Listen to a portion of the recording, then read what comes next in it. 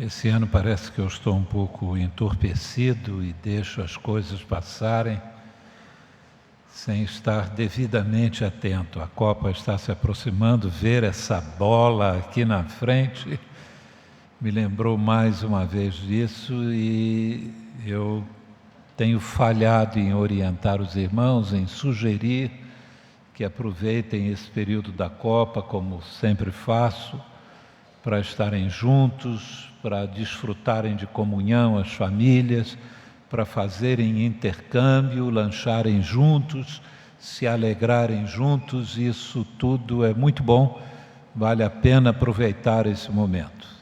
E particularmente eu quero dizer aos homens que não deixem a sobrecarga de tudo isso sobre os ombros femininos. Dividam, que as mulheres cuidem da cozinha e os homens se preocupem com a Copa. Estamos bem divididos.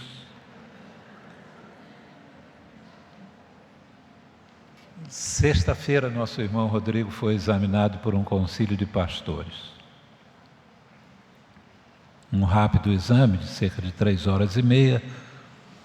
Ele respondeu perguntas na área de teologia, de eclesiologia, de visão ministerial, e por unanimidade o concílio recomendou a sua ordenação, o que a igreja vai decidir ainda sobre esse assunto. Mas enquanto ele respondia perguntas, um dos momentos ele começou a falar sobre princípios batistas.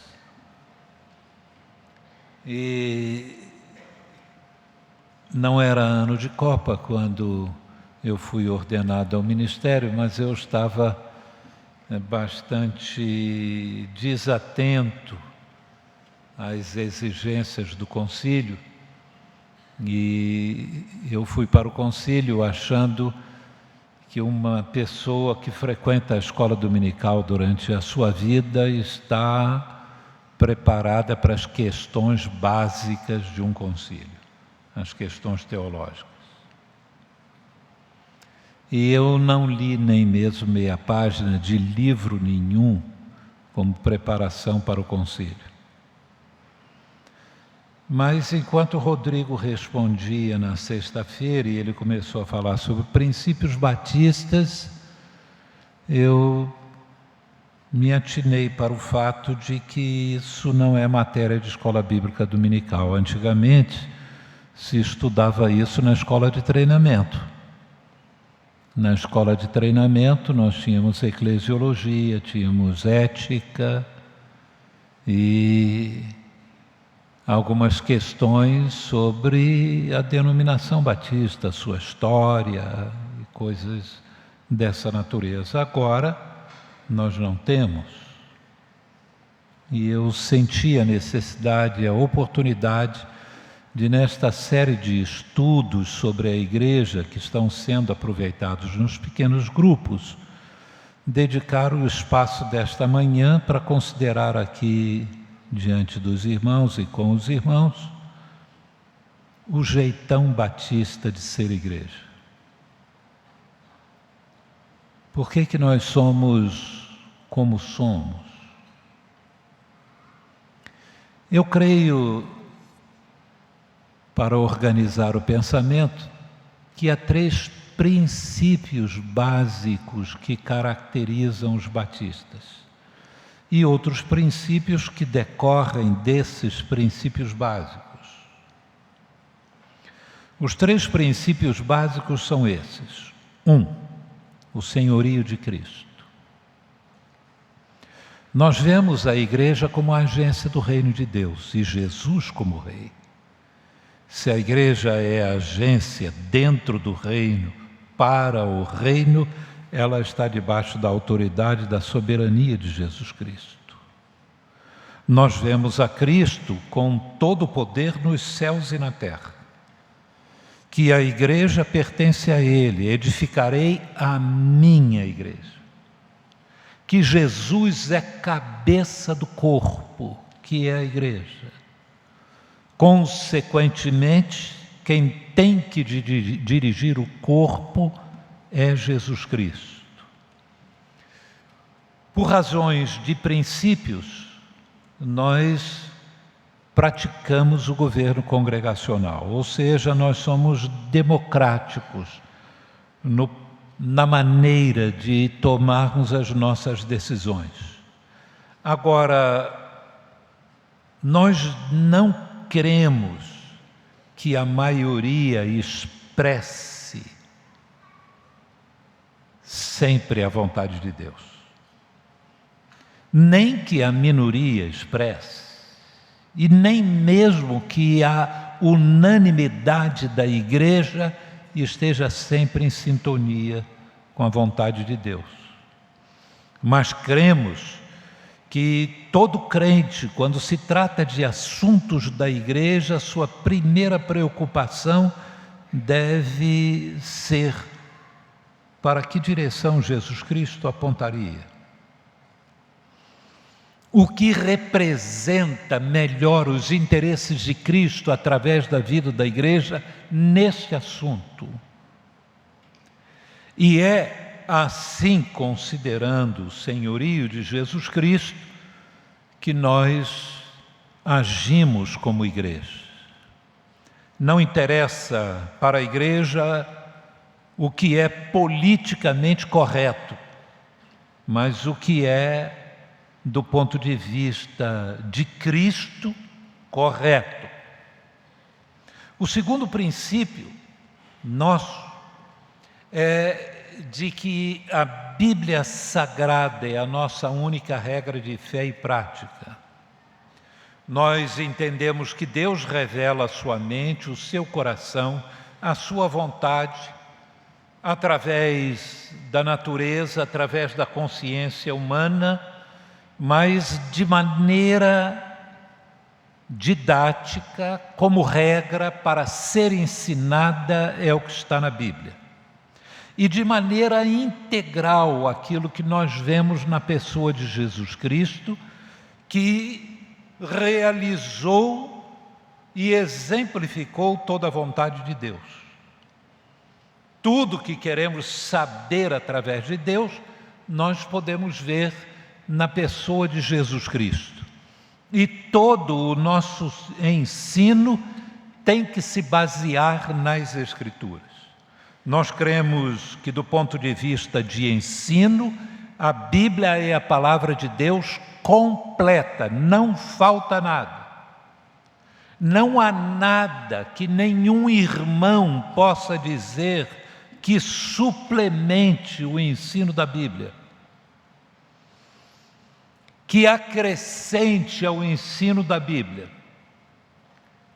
E não há ninguém na igreja que tenha o poder e autoridade para tirar qualquer parte das Escrituras. No livro do Apocalipse, ao final, se diz que estaria debaixo da maldição do livro do Apocalipse, deste livro, a Bíblia como um todo aquele que acrescentar ou subtrair qualquer coisa do que está escrito aqui. Então, para nós, as Escrituras Sagradas, a Bíblia, tem o ensino para a igreja. Este é um ensino que cada um pode conferir, cada um pode verificar se é aquilo mesmo.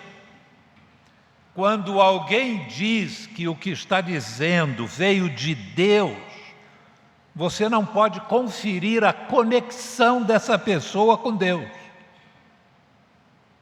Você não pode atestar que isso realmente veio de Deus. Agora, na Bíblia, não.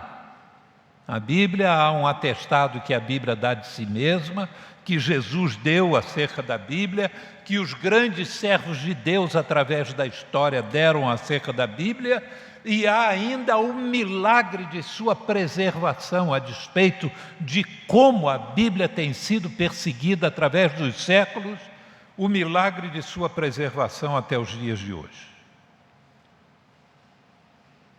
A Bíblia, então, ela é o nosso guia. É responsabilidade de todo crente, de todo membro da igreja estudar a Bíblia. A Bíblia não é uma mensagem opcional para nós, ou um receituário de palavras de conforto quando a gente está sofrendo, ou uma espécie de horóscopo ou bola de cristal para a hora que a gente precisa tomar uma decisão, em que a gente ora, coloca Deus na parede e diz assim: agora responda, Senhor, e a gente abre e enfia o dedo lá e olha, o que tiver ali na ponta do dedo é o que Deus está nos dizendo. Eu tenho ouvido tanta besteira de crentes alegando orientação direta de Deus para a sua vida privada, particular, depois desse tipo de consulta nas Escrituras. Eu me lembro uma vez que uma irmã me procurou no gabinete e ela me disse que tinha resolvido ajudar a trazer recursos para a família, aumentar a renda familiar. E resolveu partir para o comércio e vender algumas coisas, naturalmente com lucro, para ajudar a família. E eu dei parabéns a ela por isso. E ela disse para mim: pastor, eu vim aqui para dar ao senhor a oportunidade de participar desse negócio. Eu pensei, vai me pedir para orar. Não, ela queria que eu financiasse o projeto, que eu entrasse com capital. E eu já ia dizer alguma coisa para ela de que todos os recursos que nós temos pertencem à família, que eu tinha que conversar com a minha esposa, que eu não posso tirar recursos que pertencem a ela sem a aprovação dela. Mas antes de eu dizer isso, ela disse: eu quero abrir a Bíblia para mostrar para o senhor que Deus está nesse negócio, não há como dar errado. E aí abriu num dos profetas do Velho Testamento, em que falava de uma determinada nação que vivia do comércio. E a descrição daquilo, de comprar e vender e aquele negócio todo. Mas o contexto dizia que aquela nação estava debaixo do juízo de Deus. Ela só leu aquele pedacinho, né? Foi com o dedo ali e puf! Crente deveria fazer isso, meus irmãos, mas em vez de usar o dedinho, ter uma pata de elefante, orar e fazer assim, porque aí pegaria a Bíblia toda, né? E ele teria que consultar a Bíblia toda.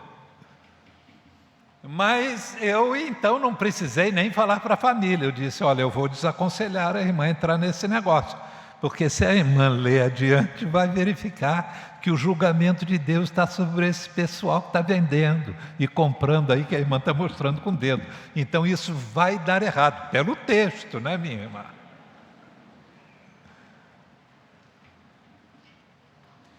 Mas nós temos a responsabilidade de conhecer as Escrituras, porque elas são a nossa regra de fé e prática. Como disse, contou o Boaz aí da sua brilhante e doce experiência lá na cozinha de sua casa, alguns de nós achamos que já temos a receita, que sabemos que é fácil viver, que a gente pode viver uma vida bem-sucedida e sermos uma igreja bem-sucedida sem as Escrituras. Não podemos. Eu sempre fico impressionado com o período áureo da teologia evangélica, no século XVII, principalmente, e depois o século XVIII, que veio a seguir, em que os leigos, observem bem, os leigos estudavam grego e hebraico. Era grande o número de leigos nas igrejas que conheciam grego e hebraico.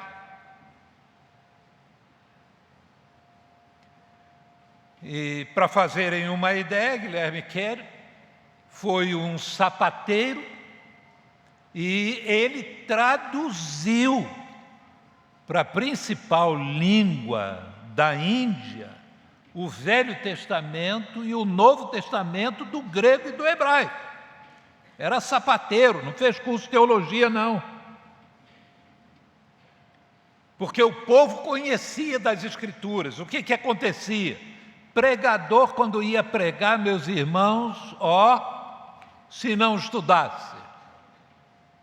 Se não estudasse, ele iria pregar, mas metade do auditório saberia mais Bíblia e teologia que ele. Como auditório, nós precisamos exercer alguma autoridade sobre o púlpito. Eu me lembro uma vez que eu fui pregar no interior da África. E cheguei lá, estava uma senhora, toda encolhida, debaixo de um pano assim, saco de estopa. Eu pensei que era um cachorro, não dava para ver, estava todo coberto, e tremia um pouco. Eu pensei, esse cachorro está morrendo. E aí alguém chegou e tirou o saco de estopa assim em cima, eu vi que era uma mulher, uma senhora. Ela estava ali esperando a chegada do missionário. Estava tendo uma crise, um problema sério de malária, acho eu, e precisava de ser medicada, e o missionário iria fazer isso. E o missionário, com mais uma irmã da igreja, a esposa dele, voltaram até a casa dele, ou um ambulatório que ele dirigia, para cuidar da mulher. E eu fiquei sozinho na igreja. E estava lá sozinho, um culto bastante animado, e lá no meio do culto, naquela época que não tinha bateria aqui na Igreja da Penha, que ninguém nem imaginasse na possibilidade de alguém cantar e levantar os braços, as mãos, Deus me livre.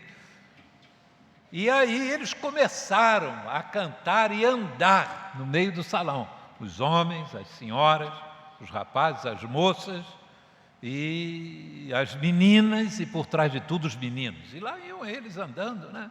E cantando e, não é? Gingando, né? Vocês sabem que africano tem molejo nos tornozelos, né? Então eles balançando, balançando, e eu estou olhando, admirado aquilo, e de repente um homem sobe lá na plataforma, me pega para fazer parte, né, do negócio, né? E lá estou eu dizendo, Senhor, que o missionário não apareça aí com uma filmadora. Que ai de mim se isso chegar lá, né? No Brasil. E estão eles lá, cantando e dançando, e pulando, e gesticulando. E eu ali no meio deles, vendo aquilo, mas sentindo a presença de Deus. Até que eles pararam, se assentaram, o homem me levou até lá, de volta à plataforma, e aí fizeram silêncio.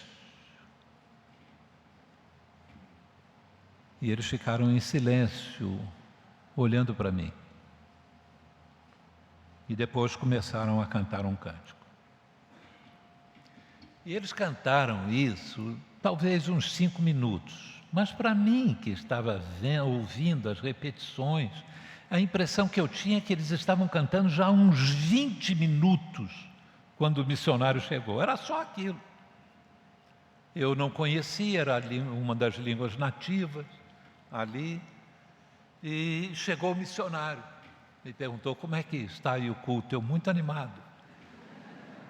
Mas eles estão cantando isso aí, eu acho que é uns 15 minutos, eu disse para ele.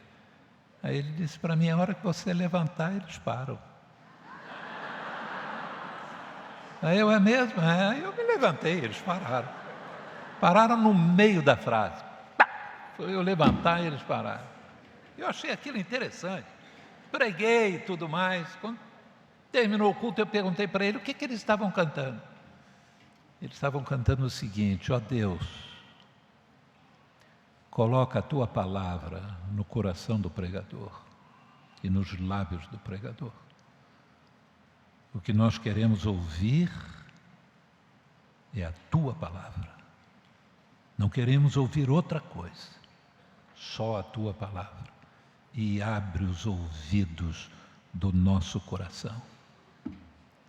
Então ele me disse: nós cantamos isso aqui até que o pregador se sinta cheio do Espírito Santo. Se ele não se sentir cheio do Espírito Santo, pode continuar sentado. Encerra-se o culto, vamos todos para casa, mas preferimos não ter um sermão do que ter um sermão vazio da palavra de Deus. Meus irmãos, o povo de Deus precisa valorizar mais a palavra de Deus. Não é valorizar mais o púlpito, não. A gente vê o povo correndo atrás dos bons pregadores, para ouvir bons pregadores. A palavra do pregador não substitui a palavra de Deus, por melhor que ele seja. Cada crente tem a responsabilidade e o dever de conhecer as Escrituras, que é a nossa única regra de fé e de prática. Se você vai tomar uma decisão na vida, como é que você vai saber se o que você está fazendo vai obedecer a Deus ou não, se você não conhece a palavra de Deus? Aí você tem que ir atrás de intermediários entre você e Deus. Alguém que lhe diga: vai em frente. E você vai, e muitas vezes quebra a cara. Eu me lembro de um casal que me disse: pastor, nós nos casamos e fulana não podia tomar anticoncepcional por causa de uma infecção constante que ela tem, que ainda não foi debelada. Então nós procuramos uma pessoa para nos dar orientação, e a pessoa disse: eu quero dizer para vocês, em nome do Senhor, que você não vai ficar grávida dentro de tantos anos. A menina engravidou na lua de mel. Agora, por quê? Isso é falta de conhecimento das Escrituras. Ela foi buscar uma resposta que ela já possuía de Deus. Deus nos dá conhecimento também através da natureza. Se você tem informações da mulher, do seu período fértil, então pronto, já tem. Já sabe como é que pode evitar uma gravidez. E com medida de segurança, mais para cá, mais para lá, e pronto. Agora, quer se eximir de responsabilidade daquilo que já sabe, ter o máximo de satisfação no período da lua de mel, e age de maneira irresponsável diante de Deus, para depois colocar a culpa sobre Deus, errado. Então esse é o segundo princípio. O terceiro princípio: todas as pessoas são iguais diante de Deus. Ouviram? Todas as pessoas são iguais diante de Deus. Nós não esposamos essas ideias de o ungido do Senhor, no sentido de que o pastor esteja um degrau acima em relação à congregação e aos membros da igreja. Como eu já disse aqui, há 2 domingos atrás, o pastor deve ser respeitado porque toda autoridade deve ser respeitada, seja ela civil, seja ela familiar, seja ela educacional, seja ela médica, é autoridade, respeite. Agora, uma coisa é respeitar a autoridade, a outra é achar que o pastor tem um acesso preferencial diante de Deus e que por esta razão ele beira a perfeição nas decisões que toma. Não, nós os pastores fazemos muitas besteiras. Essa é a verdade, nós precisamos de ajuda. Uma das coisas que eu procurei ao longo desses anos de ministério aqui é que as decisões na igreja fossem sempre colegiadas. Cada líder de ministério que tem boas ideias e que decide sozinho, eu já fico triste com isso. Fico triste porque ele não ensina outros e porque a igreja não é um espaço com feudos em que cada um ali é dono daquele pedaço. Não. As decisões devem ser colegiadas. Hoje os irmãos ouviram um anúncio, reunião do Conselho de Missões. Para quê? Para decisões na área de missões serem tomadas por um grupo. Sempre decisões tomadas por mais de uma pessoa. Há algumas coisas que decorrem desse negócio de que todos são iguais. Uma delas é o exercício do governo congregacional. Numa igreja desse tamanho, a congregação não pode decidir tudo. Está faltando copos ali para o bebedouro. Eu proponho que se compre 2 milheiros de copos. Não, eu acho que 2 milheiros cabe muito, demora muito pouco. Eu proponho que se compre 3. Aí o outro, eu proponho que não se compre nenhum. Eu tenho certeza de que se eu pedir lá na fábrica de copos, assim, eu tenho um primo que trabalha lá, ele consegue copos de graça. Então eu proponho que não se compre copo nenhum. E a gente fica ali meia hora discutindo se compra copo, se não compra copo, quantos copos compro, nada disso. A gente tem áreas da igreja que decidem sobre essas coisas, porque senão a igreja fica parada, briga até dizer chega por causa de coisas pequenas. Temos uma outra dificuldade em termos de governo congregacional. É que os membros da igreja não querem participar de assembleia da igreja.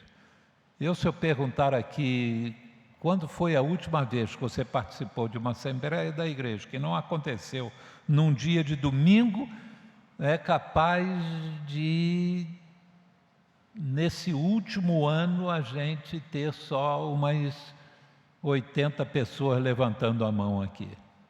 E desses 80 é capaz de 10 dizerem assim, eu participei, pastor, mas eu não vim para a assembleia, eu vim para o culto de oração. Mas aí depois do culto teve assembleia, eu aí fiquei. O senhor pediu para ninguém sair, eu fiquei. Mas esse desinteresse tem levado a igreja a tomar algumas decisões. Por exemplo, os assuntos mais importantes da igreja vêm para a assembleia num dia de domingo. E para assembleias da igreja que são bimestrais. E os assuntos do dia a dia, os operacionais, aqueles repetitivos, esses a igreja delegou autoridade a determinadas áreas da igreja para tomarem decisões e responderem a outras áreas pelas decisões que toma, sobretudo diante da assembleia da igreja. Porque todas as pessoas são iguais, nós não temos nem ungido do Senhor, nem temos Papa. Por que não temos Papa? Porque para nós todas as pessoas são iguais. Porque para nós o Senhor da igreja é Cristo. Porque o Senhor da igreja é Cristo e todas as pessoas são iguais e Cristo está no meio da igreja, nós temos um outro princípio que decorre disso, é de que as igrejas são autônomas. É templo do Espírito Santo, cada crente interpreta as Escrituras e tem o dever de estudar as Escrituras e é livre diante de sua própria consciência. Ninguém pode forçar ninguém a crer no que quer que seja, nem a igreja. Nem a igreja toda pode querer forçar um membro da igreja a crer em qualquer coisa. Ele está livre para crer. Naturalmente que a igreja está livre também para excluí-lo, dependendo do que ele crê.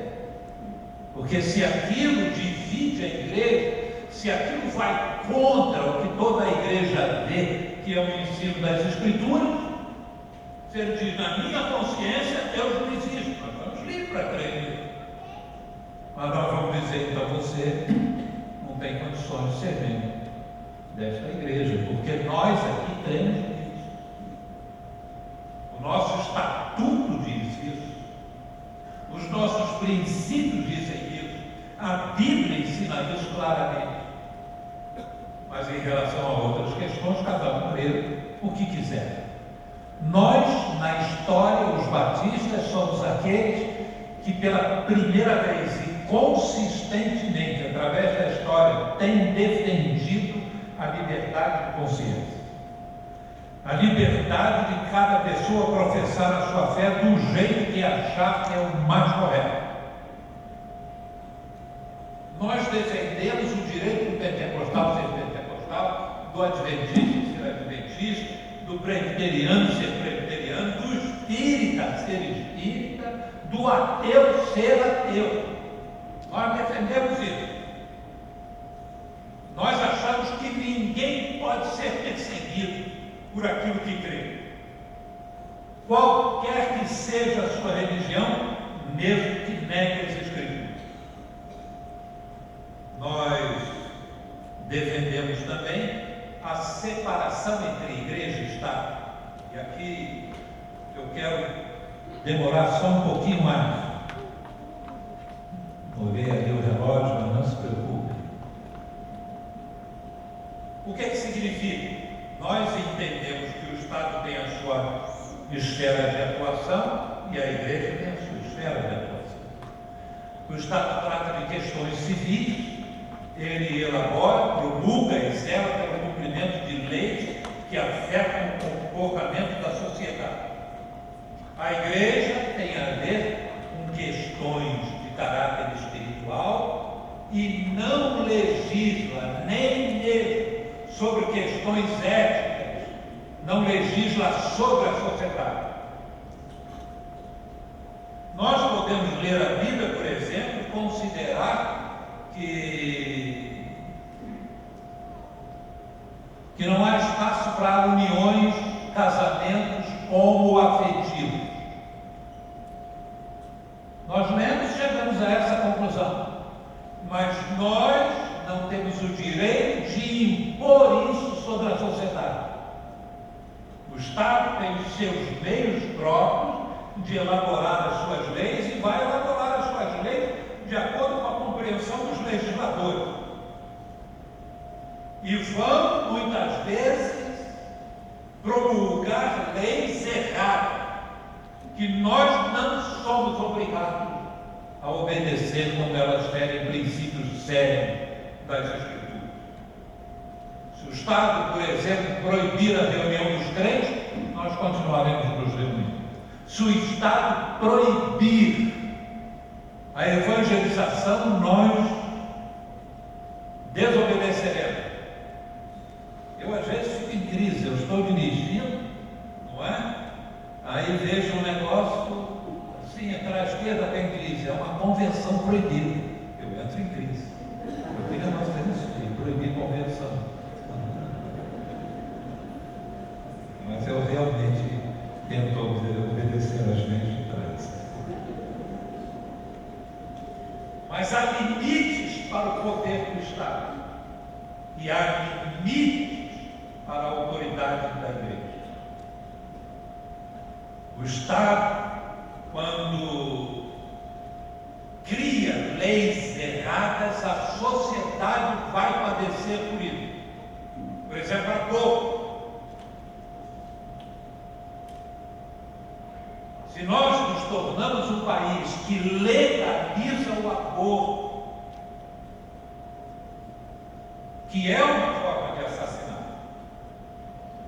A sociedade, mais cedo ou mais tarde, vai pagar por isso. Não há como não pagar. Você lê os livros de C.S. Lewis e vai encontrar lá nas Crônicas de Nárnia animais que são como se fossem humanos, falam. Um rato que luta, que é corajoso, que tem uma ética, uma dignidade, um brilho extraordinário.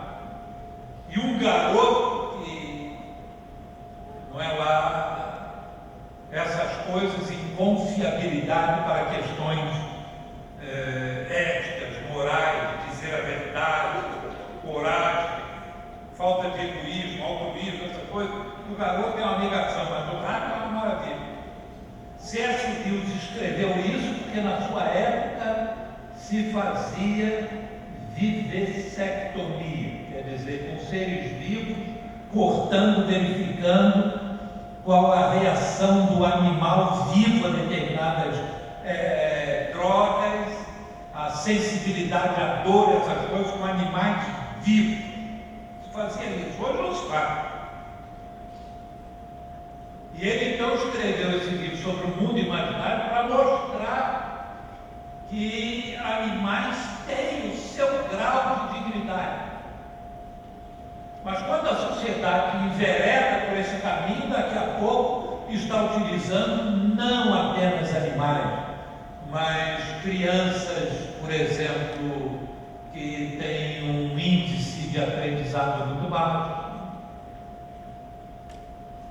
crianças com síndrome de Down, e aí vão começar a usar pessoas assim, se o entendimento na sociedade é frágil, pode desembarcar nessas coisas. Mas se o Estado produz leis equivocadas, a sociedade sabe.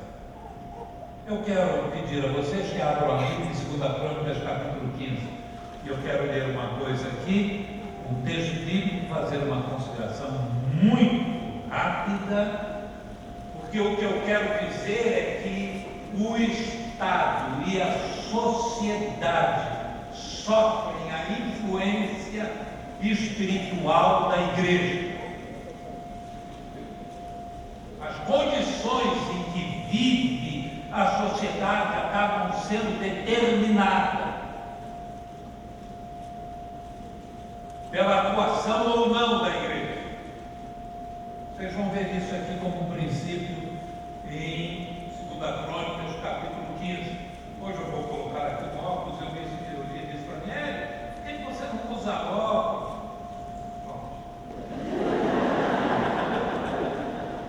Capítulo 15, a partir do 3. Durante muito tempo, Israel esteve sem o verdadeiro Deus. Isso na época dos juízes, sem sacerdote para ensiná-lo e sem lei. Mas em sua angústia eles se voltaram ao Senhor, o Deus de Israel, buscaram e ele deixou que o encontrasse. Naqueles dias não era seguro viajar, parece os dias de hoje, pois muitos distúrbios afligiam todos os habitantes do território, violência. Nações e cidades se destruíam umas às outras, guerra.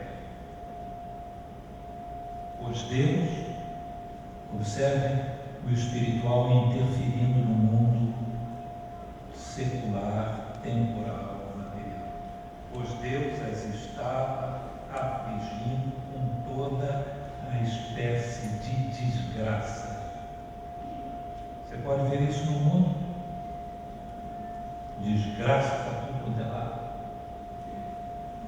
Agora, por que isso? A razão disso, vamos ver lá atrás, porque nós às vezes esquecemos. Versículo 3. Durante muito tempo Israel esteve sem o verdadeiro Deus. Faltava o verdadeiro Deus. Por que faltava o verdadeiro Deus? Sem sacerdote para ensinar. Não tinha homem de Deus ensinando a palavra de Deus. E sem a lei. Eles não tinham como aplicar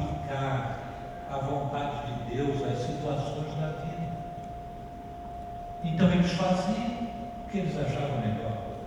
O livro de Juízes termina assim: não havia rei, não havia autoridade, cada um fazia o que achava que era melhor. Estamos vivendo num mundo assim, numa sociedade assim, em que cada um faz o que acha melhor, porque não sabe quem é Deus e qual é a vontade de Deus. Há igrejas quase que em cada quadra nas grandes cidades do Brasil. Mas o que está havendo? É porque muitas vezes nós temos a igreja celebrando cultos aos crentes, cuidando dos crentes, que saem daqui e não testemunham acerca de quem é Deus, para que o mundo, a sociedade, saiba quem é o verdadeiro Deus e qual é a sua vontade.